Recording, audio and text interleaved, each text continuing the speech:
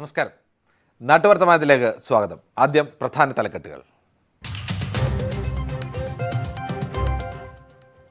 വയനാട് വാരിയാട്ട് വാഹനാപകടത്തിൽ 2 മരണം, ഒരാൾക്ക് ഗുരുതരമായ പരിക്ക്. വട്ടപ്പാറയിൽ കാറുകൾ കൂട്ടിയിടിച്ചുണ്ടായ അപകടത്തിൽ 3 പേർക്ക് പരിക്ക്.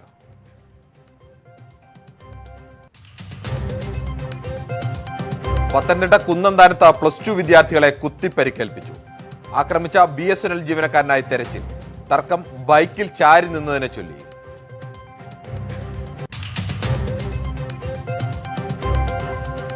വേനൽ കടുക്കുന്നു. ചെങ്ങറ സമരഭൂമിയിൽ കുടിവെള്ളമില്ല. വർഷങ്ങളായി കുടിവെള്ളം വാങ്ങുന്നത് പണം നൽകി. പഞ്ചായത്ത് തിരിഞ്ഞു നോക്കുന്നില്ലെന്ന് കുടുംബങ്ങൾ.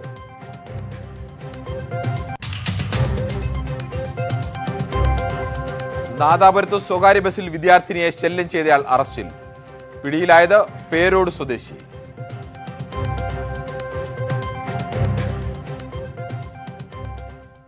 വേനൽ രൂക്ഷമായതോടെ കുടിവെള്ളത്തിനായി നെട്ടോട്ടത്തിലാണ് ചെങ്ങറ സമരഭൂമിയിലെ കുടുംബങ്ങൾ. കിണറും പൈപ്പും ഇല്ലാത്ത സമരഭൂമിയിൽ കുടിവെള്ളം പണം കൊടുത്തു വാങ്ങിയാണ് വർഷങ്ങളായി ഇവർ ഉപയോഗിക്കുന്നത്. സമരക്കാരായതിനാൽ കുടിവെള്ളം ലഭ്യമാക്കാൻ പഞ്ചായത്ത് തയ്യാറാകുന്നില്ല എന്നും ആക്ഷേപമുണ്ട്. 400ഓളം കുടുംബങ്ങളാണ് ചെങ്ങറ സമരഭൂമിയിൽ കുടിവെള്ളമില്ലാതെ ബുദ്ധിമുട്ടുന്നത്. കിണറും പൈപ്പും ഇല്ലാത്തതിനാൽ സമരഭൂമിയിലുള്ള കുളത്തിൽ നിന്നാണ് കുടിവെള്ളം ശേഖരിക്കുന്നത്. വേനൽ രൂക്ഷമായതോടെ കുളവും വറ്റി. രാത്രിയും പകലും മണിക്കൂറോളം കാത്തിരുന്നാണ് പലരും കുടിവെള്ളം ശേഖരിക്കുന്നത്. കുടിവെള്ളം കിട്ടാതായതോടെ പണം കൊടുത്താണ് സമരഭൂമിയിലുള്ളവർ വെള്ളം എത്തിക്കുന്നത്. ഞങ്ങൾ ഇവിടെ കിടന്ന് കഷ്ടപ്പെടുന്നത് വെള്ളത്തിന് വേണ്ടി ഒരു തരത്തിലും നിവർത്തിയില്ല. രാത്രി കണ്ണ് കാണാൻ വയ്യ, ഉറക്കമില്ലാതെ എവിടെയെങ്കിലും പോയി ഒരു തുള്ളി വെള്ളം കിട്ടുക, അങ്ങനെ ഞങ്ങൾ കഴിഞ്ഞുകൂടുക. സമരക്കാരായതിനാൽ ചെങ്ങറയിൽ കുടിവെള്ളം എത്തിക്കുന്നതിന് പഞ്ചായത്തും തയ്യാറാകുന്നില്ല. പ്രാഥമിക ആവശ്യങ്ങൾക്ക് പോലും വെള്ളം ലഭിക്കാത്ത അവസ്ഥയിലാണ് സമരഭൂമിയിലെ കുടുംബങ്ങൾ. ഞങ്ങൾ മേടിക്കുക, വെള്ളമെടുത്തൊക്കെ പോയി കൊണ്ടുവരും. 2-3 കിലോമീറ്റർ ദൂരെ പോയാൽ വെള്ളം കൊണ്ടുവരും.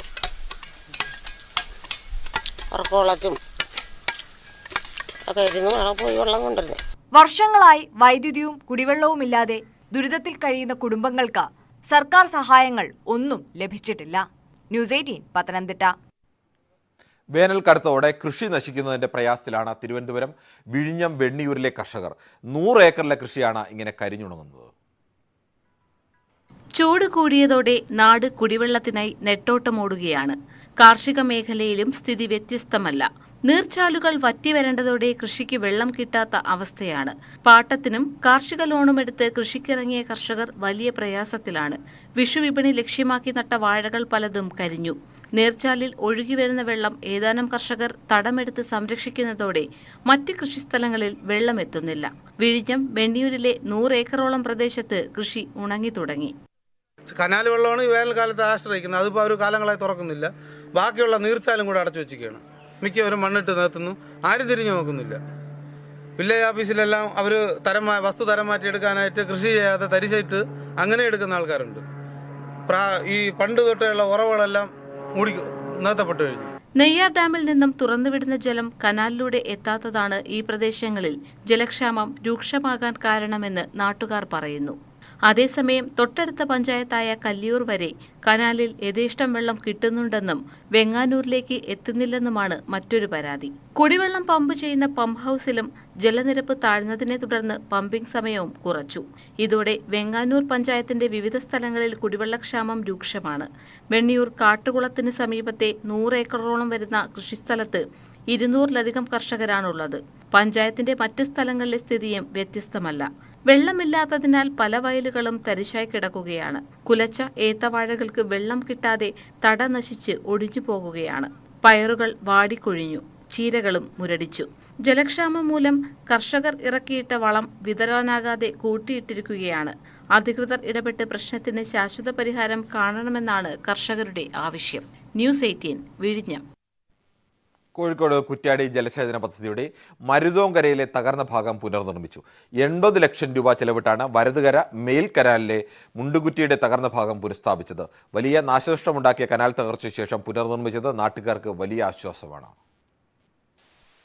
1 വർഷം മുൻപാണ് മരുതോങ്കര മുണ്ടക്കുറ്റിയിൽ കനാൽ കാലപ്പഴക്കം കൊണ്ട് തകർന്നത്. വെള്ളമൊഴുകുന്ന സമയത്തെ തകർച്ച പരിസരവാസികൾക്ക് കനത്ത നാശനഷ്ടമുണ്ടാക്കി. 15 മീറ്ററോളം കനാൽ തകർന്ന് ഒഴുകിപ്പോവുകയായിരുന്നു. തുടർന്ന് പൈപ്പുകൾ സ്ഥാപിച്ചെങ്കിലും വേണ്ടത്ര ജലം കടത്തിവിടാനായില്ല. ഇതേ തുടർന്നാണ് 80 ലക്ഷം രൂപ ചെലവിട്ട് നിർമ്മാണം പൂർത്തിയാക്കിയത്. ഈ പ്രാവശ്യത്തെ കുടിവെള്ളത്തിനും ജലസേചനത്തിനും ആവശ്യമായ വെള്ളം തുറന്നുവിടാൻ കഴിയുന്ന രൂപത്തിലേക്ക് ഇതിൻ്റെ പണി പൂർത്തീകരിച്ചു എന്നുള്ളത് അഭിനന്ദനാർഹമായ ഒരു നടപടികളായിട്ടാണ് നാട്ടുകാരെന്ന നിലയിൽ ഞങ്ങളിതിനെ കാണുന്നത്. ഇത്തരത്തിൽ അപകടം ഉണ്ടാകാൻ സാധ്യതയുള്ള പ്രദേശങ്ങളിൽ ഉദ്യോഗസ്ഥരുടെ ശ്രദ്ധയുണ്ടാകണം. അത്തരം പ്രദേശങ്ങൾ കണ്ടെത്തി കൃഷിക്കും നാടിനും പ്രയാസമുണ്ടാകാത്ത രൂപത്തിൽ നമുക്ക് കുടിവെള്ളത്തിനും ജലസേചനത്തിനും ഈ പ്രദേശത്തുകൂടി കടന്നു പോകുന്ന കനാലിനെ ഗുണകരമാക്കി മാറ്റാൻ കഴിയണം എന്നുള്ളതാണ് നാട്ടുകാർ എന്ന നിലയിൽ ഞങ്ങൾക്ക് ഗവൺമെൻറ്റിൻ്റെ ശ്രദ്ധയിലേക്ക് കൊണ്ടുവരാനുള്ളത്. ഇത്തവണ വേനലിന് മുമ്പ് കനാൽ പുനഃസ്ഥാപിച്ചില്ലെങ്കിൽ ജലവിതരണം മുടങ്ങുമായിരുന്നു. അടുത്തയാഴ്ച ഇതുൾപ്പെടുന്ന വലതുകരയിലൂടെ ജലവിതരണം തുടങ്ങും. ന്യൂസ് 18 കുറ്റ്യാടി. വയനാട് മുട്ടിൽ വാരിയാട് 4 വാഹനങ്ങൾ കൂട്ടിയിടിച്ച് 2 പേർ മരിച്ചു. വയനാട് മുട്ടിൽ വാരിയാട് ദേശീയപാതയിലാണ് അപകടമുണ്ടായത്. KSRTC ബസ്സും ഓട്ടോയും കൂട്ടിയിടിച്ചാണ് അപകടമുണ്ടായത്. ഓട്ടോ ഡ്രൈവർ എടപ്പെട്ടി വാക്കാൽ വളപ്പിൽ ഷെറീഫ്, എടപ്പെട്ടി ചുള്ളിമൂല കോളനിയിലെ ചാമന്റെ ഭാര്യ അമ്മിണി എന്നിവരാണ് മരിച്ചത്.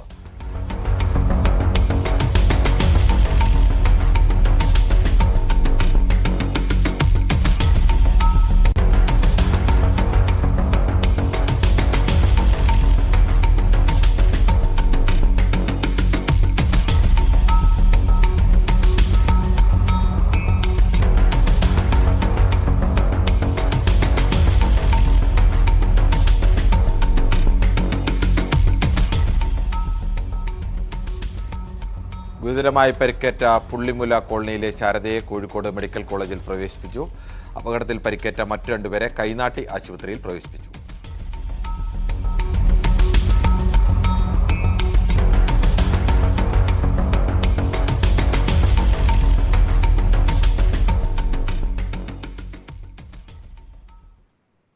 മലപ്പുറം വളാഞ്ചേരി വട്ടപ്പാറയിൽ കാറുകൾ കൂട്ടിയിടിച്ചുണ്ടായ അപകടത്തിൽ 3 പേർക്ക് പരിക്കേറ്റു. കാവുംപുറത്തിന് വട്ടപ്പാറയുടെ പ്രധാന വളവിനിടയിലാണ് അപകടമുണ്ടായത്. എറണാകുളത്ത് നിന്ന് കോഴിക്കോട് ഭാഗത്തേക്ക് പോവുകയായിരുന്ന കാർ നിയന്ത്രണം വിട്ട മറ്റ് 2 കാറുകളിൽ ഇടിക്കുകയായിരുന്നു. അപകടം നടക്കുന്ന സമയത്ത് ദേശീയപാതയോരത്ത് കൂടി പ്രഭാതസവാരി നടത്തുകയായിരുന്ന വട്ടപ്പാറ തൊഴുവാനൂർ സ്വദേശി സുനിലിന് പരിക്കേറ്റു. ആരുടെയും പരിക്ക് ഗുരുതരമല്ല.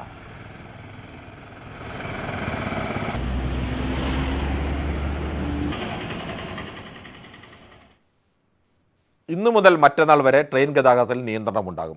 പുതുക്കാട്, തൃശൂർ സ്റ്റേഷനുകളിലെ നിർമ്മാണ പ്രവർത്തനങ്ങളുടെ ഭാഗമായിട്ടാണ് നിയന്ത്രണം. ജനശതാബ്ദി ഉൾപ്പെടെ 4 ട്രെയിനുകൾ പൂർണ്ണമായും 3 ട്രെയിനുകൾ ഭാഗികമായും റദ്ദാക്കി. ചെന്നൈ സൂപ്പർഫാസ്റ്റ് മെയിൽ നാളെ തൃശൂരിൽ നിന്നുമായിരിക്കും ചെന്നൈയിലേക്ക് സർവീസ് നടത്തുക. തിരുവനന്തപുരത്തിനും തൃശൂരിനും ഇടയിൽ ട്രെയിൻ സർവീസ് നടത്തുന്നതല്ലെന്ന് റെയിൽവേ അറിയിച്ചു. പത്തനംതിട്ടയിൽ BSNL ജീവനക്കാരൻ 2 +2 വിദ്യാർത്ഥികളെ കുത്തി പരിക്കേൽപ്പിച്ചു. വഴിയരികിൽ പാർക്ക് ചെയ്തിരുന്ന ബൈക്കിൽ ചാരി നിന്നുള്ള തർക്കമാണ് അക്രമത്തിൽ കലാശിച്ചത്. കുന്നന്താനം NSS ഹയർ സെക്കൻഡറി സ്കൂളിലെ +2 വിദ്യാർത്ഥികളായ വൈശാഖ്, എൽബിൻ എന്നിവരെയാണ് BSNLിലെ താൽക്കാലിക ജീവനക്കാരൻ അഭിലാഷ് കുത്തി പരിക്കേൽപ്പിച്ചത്. അഭിലാഷിന്റെ ബൈക്കിൽ വിദ്യാർത്ഥികൾ ചാരി നിന്നതിന്റെ പേരിലുള്ള തർക്കമാണ് കാരണം. വിദ്യാർത്ഥികൾ ട്യൂഷൻ കഴിഞ്ഞ് BSNL ഓഫീസിന് സമീപം ബസ് കാത്തു നിൽക്കവെയാണ് സംഭവം. കുട്ടികളുമായി വാക്കേറ്റമുണ്ടായ അഭിലാഷ് പേപ്പർ കട്ടിങ്ങിന് ഉപയോഗിക്കുന്ന കത്തി ഉപയോഗിച്ചാണ് ആക്രമിച്ചത്. സംഭവം ഞങ്ങൾ ട്യൂഷൻ ഇറങ്ങി വന്നപ്പോൾ ഇവൻ അവിടെ കുട്ടശ്ശെ കാല് വെച്ചുകൊണ്ടിരിക്കുകയാണ്. അതെ ഞങ്ങളാണെങ്കിൽ അവനോട് കുട്ടശ്ശേനെ കാലിലെടുക്കാൻ പറഞ്ഞു. അതെ ഞങ്ങളാണെങ്കിൽ ഞങ്ങളൊന്നും വേണ്ടിയില്ല. കഴിഞ്ഞ് പുള്ളിയാണെങ്കിൽ എന്തൊക്കെ പറഞ്ഞു. പിന്നെ വേറൊരു പുള്ളിയും കൂടെ ഇറങ്ങി വന്നു. ഞാൻ പുള്ളിയാണെങ്കിൽ ഞങ്ങളുടെ കൂട്ടത്തിൽ സുഹൃത്തെന്ന് പറഞ്ഞിട്ടുണ്ടായിരുന്നു. അവനെ പിടിച്ചു കെട്ടി. പിന്നെ ഞങ്ങളുടെ ഇത് പുള്ളിയെ മാറ്റിയായിരുന്നു. കഴിഞ്ഞ് പുള്ളി വേറെ മറ്റേ എന്തോ കത്തി കൊണ്ട് എന്നെ ഇത് കുത്താൻ വന്നപ്പോൾ ഇവൻ പിടിച്ചു മാറ്റിയത്. എനിക്ക് ചെറിയൊരു ഇത് വന്നായിരുന്നു. എൽബിന്റെ നെഞ്ചിനും വൈശാഖിന്റെ വയറിനുമാണ് കുത്തേറ്റത്. വിദ്യാർത്ഥികളെ മല്ലപ്പള്ളി താലൂക്ക് ആശുപത്രിയിൽ പ്രവേശിപ്പിച്ചു. ഗുരുതരമായി പരിക്കേറ്റ വൈശാഖിനെ പിന്നീട് കോട്ടയം മെഡിക്കൽ കോളേജിലേക്ക് മാറ്റി. ഒളിവിൽ പോയ അഭിലാഷിനെ കണ്ടെത്താൻ അന്വേഷണം ഊർജിതമാക്കി. ന്യൂസ് 18 പത്തനംതിട്ട. തൃശൂർ തളിക്കുളത്ത് ദേശീയപാതയിൽ വിലങ്ങനെ കിടന്ന കേബിളുകൾ കുരുങ്ങിയ ബൈക്ക് മറിഞ്ഞ് അമ്മയും മകനും പരിക്കേറ്റു. തളിക്കുളം സ്വദേശി ശോഭന, മകൻ ശരത് എന്നിവർക്കാണ് പരിക്കേറ്റത്. തൊട്ടു പിന്നാലെ എത്തിയ കണ്ടെയ്നർ ലോറി കേബിളിൽ കുരുങ്ങിയ ബൈക്ക് യാത്രികരെ വലിച്ചിഴക്കുകയായിരുന്നു. ദേശീയപാത 66ന്റെ വികസനത്തിന്റെ ഭാഗമായുള്ള കലുങ്കിനായി കുഴിയെടുത്തതിന് സമീപത്തെ പഴയ ടെലിഫോൺ പോസ്റ്റിലെ കേബിളുകളാണ് അപകടത്തിന് കാരണമായത്. പാലക്കാട് പാടൂർ വേലക്കിടെ ആന വിരണ്ടു. ഏറെ ആരാധകരുള്ള തെച്ചിക്കോട്ടുകാവ് രാമേന്ദ്രൻ എന്ന ആനയാണ് വിരണ്ടത്.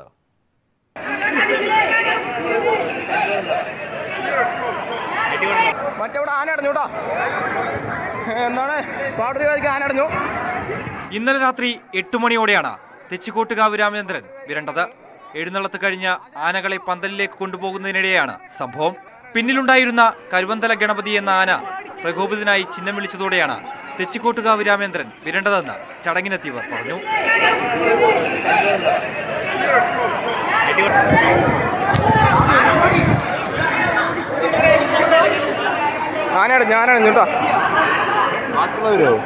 സംഭവത്തിൽ തെച്ചിക്കോട്ടുകാവ് ദേവസ്വത്തിന്റെ വിശദീകരണം ഇങ്ങനെ: അതിൻ്റെ പാപ്പാന് പറ്റാത്ത കാര്യമോ അതിൻ്റെ ആളുകൾ വേറെ ഉപദ്രവിച്ച കാര്യമോ എന്താണെന്ന് അറിയില്ല. നമ്മുടെ തൊട്ടുപുറകിലുള്ള ആനനെ പെട്ടെന്ന് പ്രകോപനം ഉണ്ടായപ്പോൾ ആന തിരിഞ്ഞ ഒരാളെ തട്ടിയതിൻ്റെ ഭാഗമായിട്ട് ആളുകൾ ചിതറി ഓടിയപ്പോൾ നമ്മുടെ ആനയും കൂടി ഫ്രണ്ടിൽ പോകണ്ടാവും. ഞാനടക്കമുള്ള ആളുകൾ ഈ ആനയുടെ മുന്നിലുണ്ടായിരുന്ന ആളുകളാണ്. അപ്പോൾ ചിതറി ഓടിയ ആളുകളിൽ ആരോ രാമേട്ടൻ ഫ്രണ്ടിൽ പോകണം, രാമേട്ടൻ മേലിട്ട് രാമേട്ടൻ വീണു. കൊമ്പ് പിടിച്ചിങ്ങനെ നടന്നു പോവുക. അപ്പോൾ ഞാൻ ഈ നൊലോളി വീട്ടിൽ തിരിഞ്ഞ് നോക്കുമ്പോഴത്തേക്ക് അവിടെ നിന്ന് ജനങ്ങൾ വന്ന് ഇടിച്ച് എന്നെ വീഴ്ത്തി. അതോടുകൂടിയിട്ട് ആന പേടിച്ച് പരിഭ്രമനായി ആന എടുത്ത് രാജേഷ് നിൽക്കുന്ന ഭാഗത്തു കൂടി അങ്ങോട്ട് ചാടി. ഞാനവിടെ കിടന്നു. ആൾക്കാർ പിന്നെ എൻ്റെ മുഖത്ത് കൂടിയായി സവാരി. ഏറെ ആരാധകരുള്ള തെച്ചിക്കോട്ടുകാവ് രാമചന്ദ്രൻ ആഴ്ചകൾക്ക് മുമ്പ് മാത്രമാണ് ഉത്സവങ്ങളിൽ സജീവമായത്. ന്യൂസ് 18 പാലക്കാട്. കോഴിക്കോട് നാദാപുരത്ത് സ്വകാര്യ ബസ്സിൽ യാത്ര ചെയ്യുകയായിരുന്ന സ്കൂൾ വിദ്യാർത്ഥിനിയെ ശല്യം ചെയ്ത ശേഷം ഇറങ്ങിയോടിയ പ്രതി അറസ്റ്റിലായി. ഓട്ടോ ഡ്രൈവർ പേരോട് സ്വദേശി മീത്തലായി മുഹമ്മദാണ് അറസ്റ്റിലായത്. തലശ്ശേരി ഭാഗത്ത് നിന്ന് നാദാപുരം ഭാഗത്തേക്ക് വരികയായിരുന്ന സ്വകാര്യ ബസ്സിലാണ് സംഭവമുണ്ടായത്. വിദ്യാർത്ഥിനി നാദാപുരം പോലീസിൽ പരാതി നൽകി. 50-ലേറെ CCTV ദൃശ്യങ്ങളാണ് അന്വേഷണത്തിന്റെ ഭാഗമായി പോലീസ് ശേഖരിച്ചത്. പോക്സോ വകുപ്പ് പ്രകാരമാണ് പോലീസ് കേസെടുത്തത്.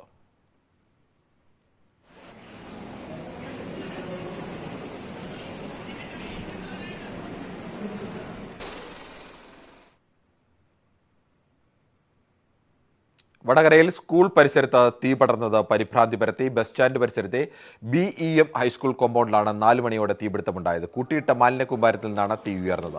ഫയർഫോഴ്സും നാട്ടുകാരും ചേർന്ന് തീ കെടുത്തി.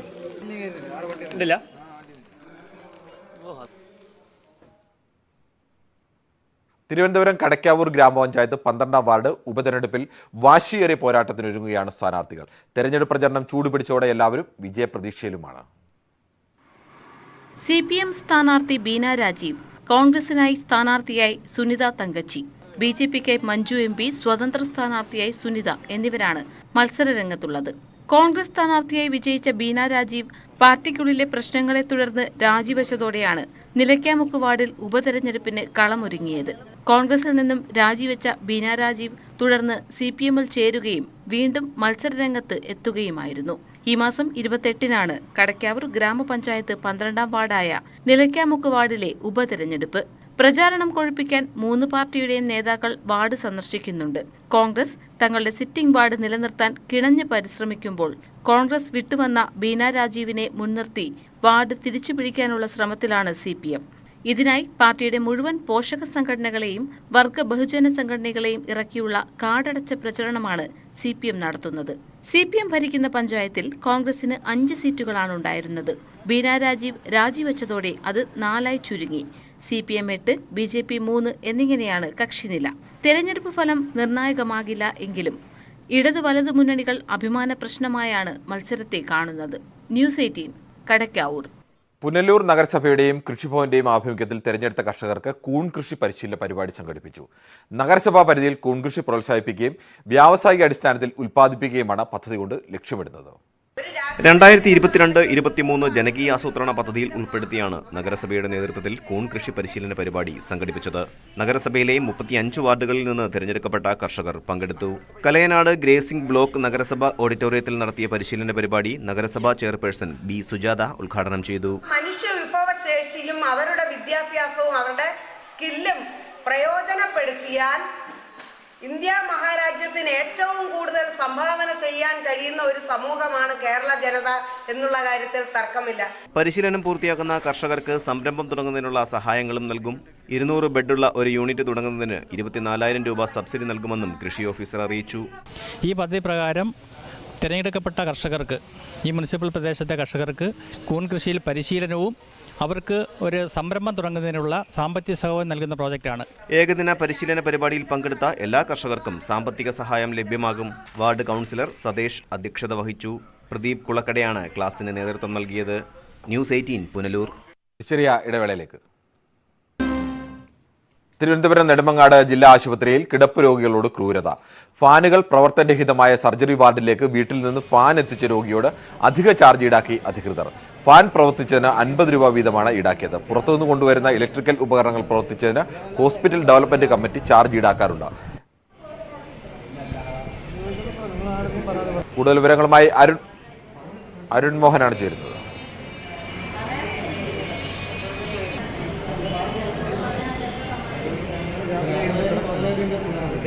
നെടുമങ്ങാട് താലൂക്ക് ആശുപത്രിയിലെ സൂപ്രണ്ടാണ് പൈസ വാങ്ങിച്ചത്. ഇപ്പോൾ 2 ദിവസത്തേക്കുള്ള ഒന്നിച്ച് വാങ്ങിച്ചു. ഇന്ന് വേണം അടുത്ത് അടയ്ക്കാനുള്ളത്. അപ്പോൾ ഒരാൾ വിളിച്ച് പറഞ്ഞു അടയ്ക്കേണ്ട നമുക്ക് ബാക്കിയുള്ള പറഞ്ഞ വഴി അതാണ് വിളിച്ചു പറഞ്ഞത്. ഇവിടുത്തെ അടിസ്ഥാന സൗകര്യം എങ്ങനെയാണ്? ഇവിടുത്തെ അടിസ്ഥാന സൗകര്യം എങ്ങനെയാണ് ഈ 10 ദിവസം കൊണ്ട് കിടന്നിട്ട്? സൗകര്യമൊന്നുമില്ല. ഈ ചൂട് തന്നെ രാത്രിയും പകലും ഒരേ ചൂടും. പിന്നെ വൃത്തിയൊക്കെ ഉണ്ട്, അതൊന്നും ഇല്ലാന്നല്ല, വൃത്തിയൊക്കെ ഉണ്ട്. പക്ഷെ കിടക്കാൻ പറ്റില്ല. എന്ത് ചോദിച്ചാലും ഈ പരാതി കൊടുക്കാനേ പറയും.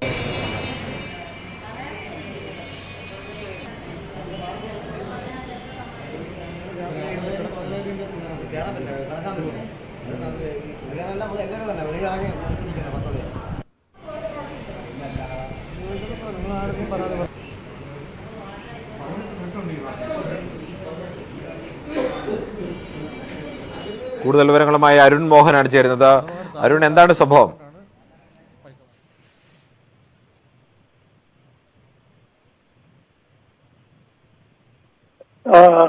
കിരൺ, നെടുമങ്ങാട് ജില്ലാ ആശുപത്രിയിലെ സർജറി വാർഡിലുള്ള ഒരു രോഗിക്കാണ് ഈ ഒരു ദാരുണമായൊരു സംഭവം അനുഭവപ്പെട്ടിരിക്കുന്നത്.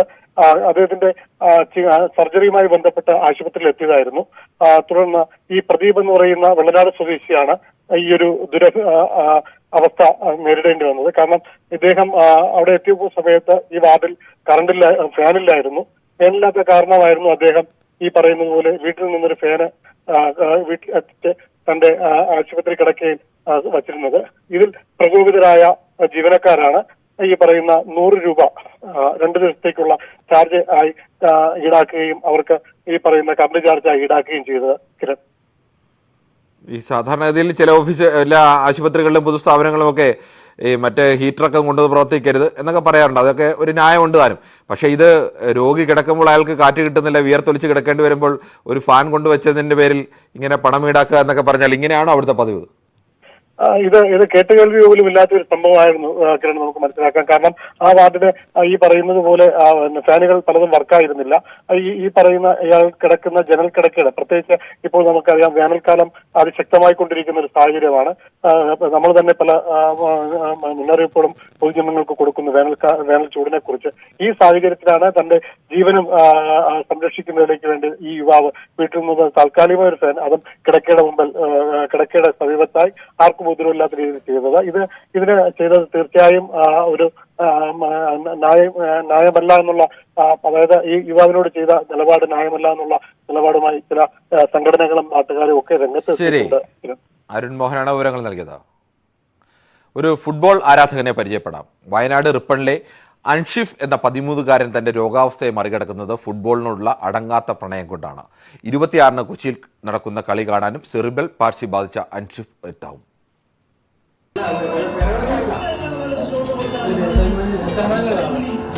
ബ്ലാസ്റ്റേഴ്സിന്റെ കടുത്ത ആരാധകനായ അൻഷിഫിന് താരങ്ങളോടൊപ്പം സെൽഫി എടുക്കാനും കളി കാണാനും അതിയായ ആഗ്രഹമാണ്. സെറിബ്രൽ പാൾസി ബാധിച്ച അൻഷിഫ് മത്സരങ്ങളും മുടക്കാറില്ല. ടിവിക്ക് മുന്നിൽ കാലുകൾ കൊണ്ട് റിമോട്ട് ഉപയോഗിച്ച് ചാനൽ മാറ്റുന്ന അൻഷിഫ് കളിയുള്ള ദിവസം മറ്റാർക്കും റിമോട്ട് കൈമാറില്ല.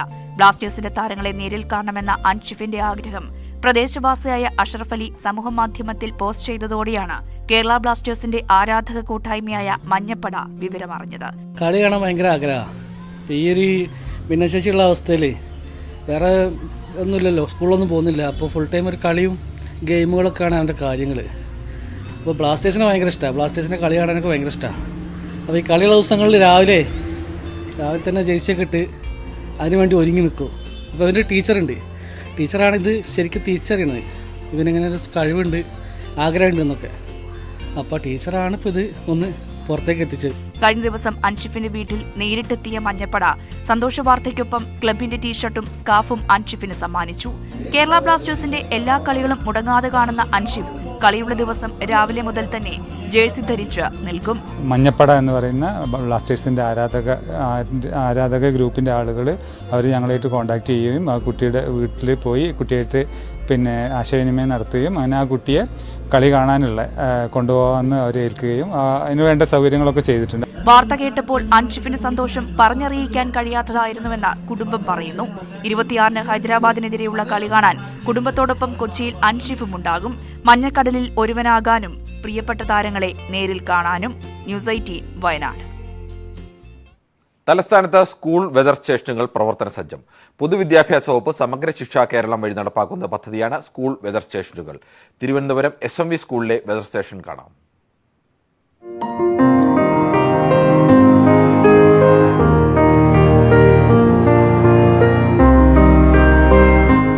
കാലാവസ്ഥയിലെ മാറ്റങ്ങൾ മനസ്സിലാക്കുകയും കാലാവസ്ഥാ പ്രവചനങ്ങൾ നടത്തുകയും ചെയ്യാൻ വിദ്യാർത്ഥികളെ പ്രാപ്തരാക്കാനാണ് സ്കൂൾ കാലാവസ്ഥാ ഗവേഷണ കേന്ദ്രങ്ങൾ സ്ഥാപിച്ചത്. ഇവിടെ നിന്ന് ലഭിക്കുന്ന പ്രാദേശിക കാലാവസ്ഥാ വിവരങ്ങൾ കാലാവസ്ഥാ പഠന കേന്ദ്രങ്ങൾക്ക് കൈമാറും. സ്കൂൾ കുട്ടികളിൽ ഗവേഷണ താൽപര്യം വളർത്തിയെടുക്കുകയാണ് ലക്ഷ്യം. കാലാവസ്ഥാ ഗവേഷണ കേന്ദ്രത്തിന്റെ ഭാഗമാകാൻ കഴിഞ്ഞതിൽ സന്തുഷ്ടരാണ് കുട്ടികൾ. കപ്പ് കൗണ്ടർ ആനിമോമീറ്റർ ആണ്. അതെന്ന് പറയുന്നത് കാറ്റിന്റെ വേഗത അളക്കുന്നതിന് വേണ്ടി ഉപയോഗിക്കുന്നതാണ്. അത് പിറ്റേ ദിവസം എടുക്കുന്ന കാറ്റിന്റെ വേഗതയും ഇന്നെടുക്കുന്ന അതായത് പിറ്റേ ദിവസം എടുക്കുന്ന വേഗതയും തമ്മിൽ മൈനസ് ചെയ്തതിന് ശേഷം അതിന് 24 മണിക്കൂർ കൊണ്ട് ഡിവൈഡ് ചെയ്യുമ്പോഴത്തേക്കും കാറ്റിന്റെ വേഗത കിട്ടും. അധ്യാപകരുടെ പൂർണ്ണ പിന്തുണയോടെയാണ് സ്കൂൾ കാലാവസ്ഥാ ഗവേഷണ കേന്ദ്രങ്ങൾ പ്രവർത്തിക്കുന്നത്. ന്യൂസ് 18 തിരുവനന്തപുരം. നാട്ടുവർത്തമാനം പൂർണ്ണമാകുന്നു. നമസ്കാരം.